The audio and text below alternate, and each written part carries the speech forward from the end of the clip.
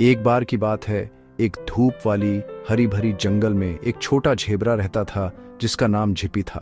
वो बहुत प्यारा झेबरा था जिसकी सबसे सुंदर काली और सफेद धारियां आपने कभी देखी होंगी।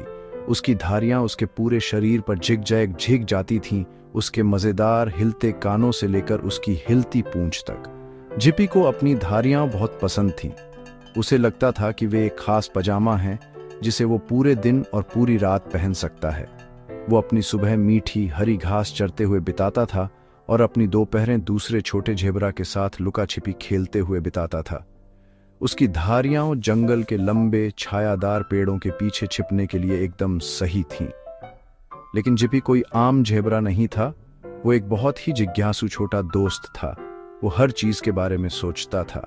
आसमान इतना नीला क्यों था, बंदरों को केले इतने पसंद क्यों थे, और सबसे बढ़कर उसे आश्चर्य होता था कि क्या दुनिया में उसकी काली और सफेद धारियों के अलावा और भी रंग थे। वो चमकीले लाल फूलों, पीली तितलियों और नीली नदी को देखता था और सोचता था, अगर मेरी धारियां अलग रंग की होती तो कितना अच्छा होता। वो खुद को इंद्रधनुषी धारियों के साथ धूप में चमकता हुआ देखता था। ये छोटा सा विचार एक छोटा बीज था जो उसके मन में बोया गया था और हर गुजरते दिन के साथ बड़ा और बड़ा होता गया। एक धूप वाली दोपहर जब उसके दोस्त छांव में सो रहे थे, झिपी की जिज्ञासा उस पर हावी हो गई। उसे जंगल के एक ऐसे हिस्से से बहुत ही खुशमिजाज चहचहाट और बातें सुनाई दी जहां वो पहले कभी नहीं गया था। ऐसा लग रहा था जैसे कोई बड़ी खुशहाल पार्टी चल रही हो। वो क्या हो सकता है? उसने खुद से फुसफुसाया। उसके कान उत्तेजना से हिल रहे थे। उसने तय किया कि उसे पता लगाना ही होगा। अपने सोए हुए दोस्तों से चुपचाप दूर हटते हुए वो आवाज का पीछा करने लगा। उसका छोटा दिल एक नए एडवेंचर के रोमांच से धड़क रहा था। वो लंबे आम के पेड़ों और बुलबुले वाली धाराओं के पास से गुजरा। जंगल में पहले से कहीं ज्यादा अंदर जा रहा था। जैसे जैसे वो आगे बढ़ता गया, आवाजें और रंगीन होती गईं। उसने चमकीले हरे और लाल पंखों वाले तोते देखे, शानदार नीली पूंछ वाले मोर देखे और यहां तक कि गिरगिट भी देखे जो अपना रंग हरे से भूरे में बदल रहे थे। जंगल रंगों से भरा हुआ था। झिपी को अपने काले और सफेद कोट में थोड़ा सादा महसूस हुआ। उसने अपनी उबाऊ धारियों के बारे में सोचा और पहले से कहीं ज्यादा चाहा कि वो अपने नए परिवेश जितना रंगीन हो सके।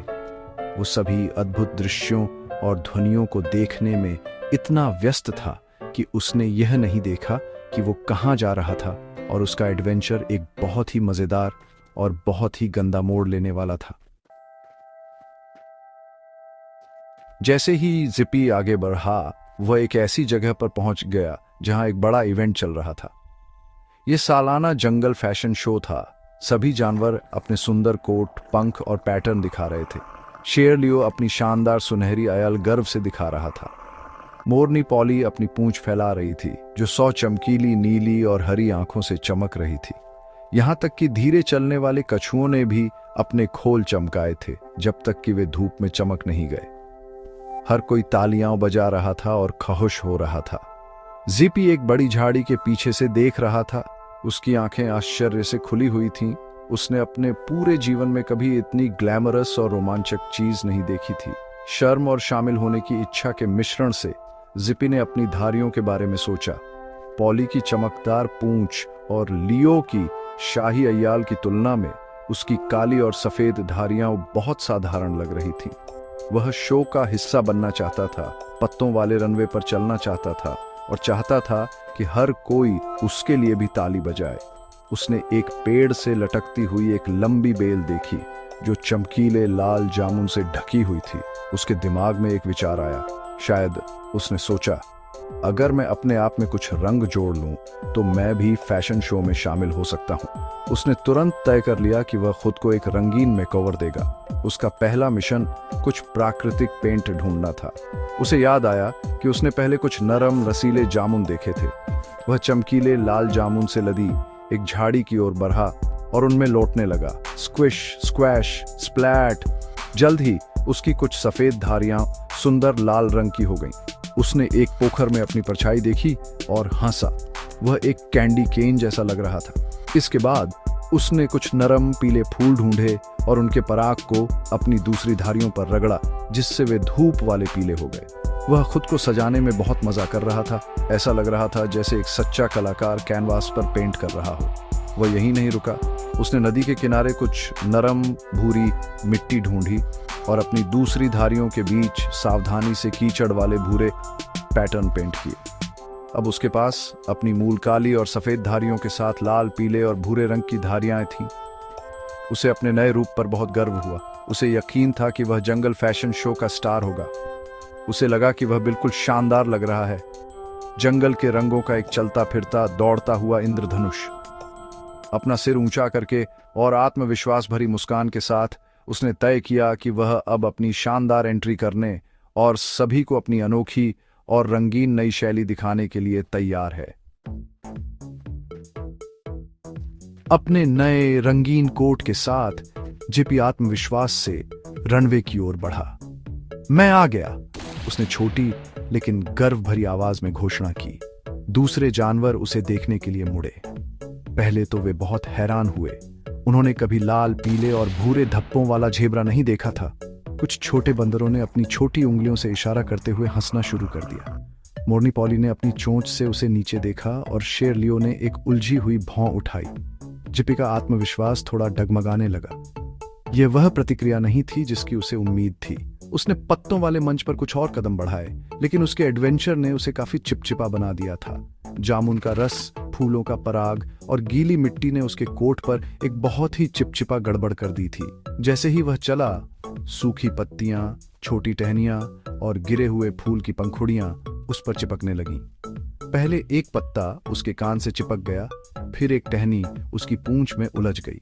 जल्द ही वह इतने जंगल के मलबे से ढका हुआ था कि वह एक फैशन मॉडल से ज्यादा एक चलती फिरती झाड़ी जैसा लग रहा था। दर्शकों से हंसी की आवाजें तेज हो गईं और जिपी के गाल उसके धारियों पर लगे जामुन के रस जितने लाल हो गए।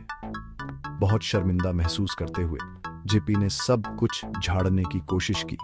वह हिला और झुका, वह कूदा और उछला, लेकिन चिपचिपा गड़बड़ नहीं हटा। वास्तव में उसके हिलने से यह और भी बदतर हो गया।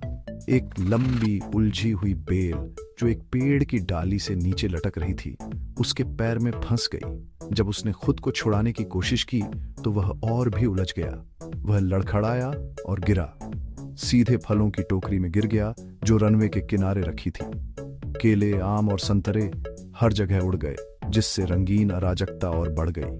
अब वह चिपचिपा था, पत्तियों से सजा हुआ था और एक बेल में उलझा हुआ था। बेचारा जिपी जमीन पर पड़ा था, बहुत बेवकूफ और बहुत दुखी महसूस कर रहा था। वह पूरी तरह से फंस गया था और हर कोई हंस रहा था।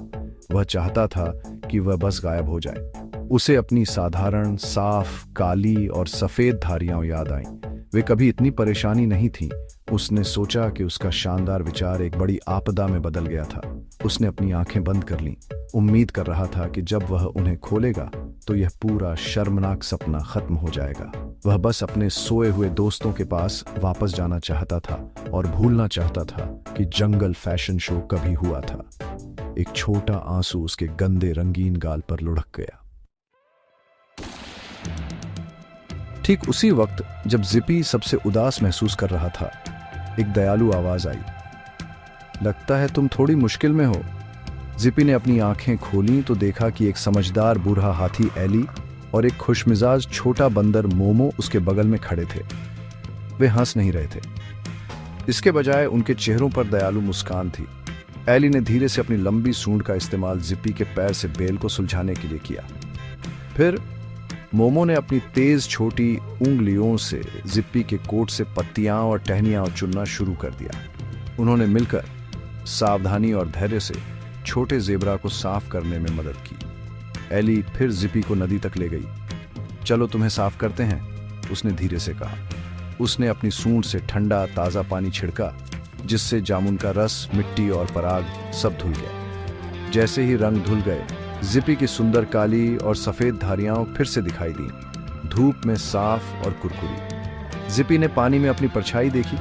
उसने खुद को फिर से सामान्य देखा और वह अपनी धारियों को देखकर कभी इतना खुश नहीं हुआ था। उसे एहसास हुआ कि वे बिल्कुल भी उबाऊ नहीं थीं। वे उसकी थीं, वे खास थीं, क्योंकि वे उसकी थीं। एली मुस्कुराई और बोली, जिप्पी, तुम्हारी काली और सफेद धारियां अद्भुत हैं। वे ही तुम्हें ज़ेब्रा बनाती हैं। तुम्हें खास होने के लिए दूसरे रंगों की ज़रूरत नहीं है। तुम्हारी धारियां जैसी हैं वैसी ही सुंदर हैं। मोमो ने सहमति में चहचहाया।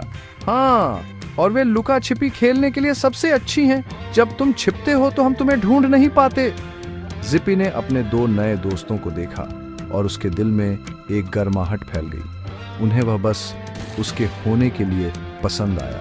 उसने सीखा कि सच्चे दोस्त मुसीबत में तुम्हारी मदद करते हैं और तुम्हें वैसे ही प्यार करते हैं जैसे तुम हो, न कि जैसे तुम दिखते हो। खुश दिल से जीपी ने एली और मोमो को धन्यवाद दिया।